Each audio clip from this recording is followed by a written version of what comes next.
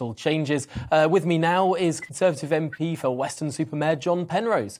Welcome to the programme, John. I suppose, first of all, in this discussion, we need to look at what Rishi Sunak is facing. It's not just Britain that's facing record inflation, but the whole of the Western world. The fundamentals of this spring statement, the fundamentals that it is facing up to, are pretty bleak. Absolutely right, Tom. And you're absolutely right to point out that it is an international problem.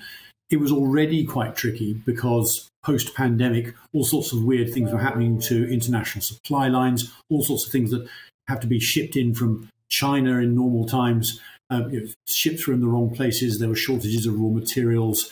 All sorts of things had needed to be upgraded and invested in.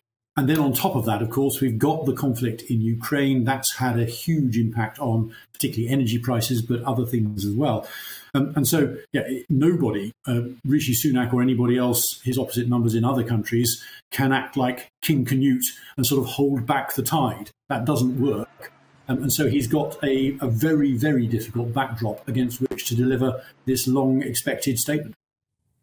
There have been a number of out there suggestions and some more middle of the road suggestions. Some think tanks saying that the Chancellor should simply give people free cash. Others suggesting that rate threshold rises would be a better solution.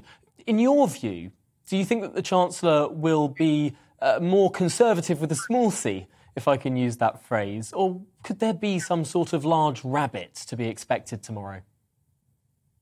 Well, I think he's going to have he's caught between a rock and a hard place effectively, because he has, if he's a proper Conservative, and he is, he's going to want to make sure that we aren't running up the nation's credit card, that we are following sound money principles and not spending money we haven't got.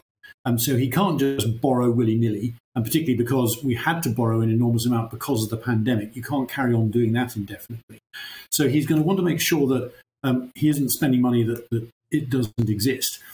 But he also knows that if he doesn't do something to cope with the rising cost of living, and that will involve trying to get more money back into people's pockets, then actually that's also very bad for the economy, because you end up with falling demand and everybody sort of struggling to make ends meet.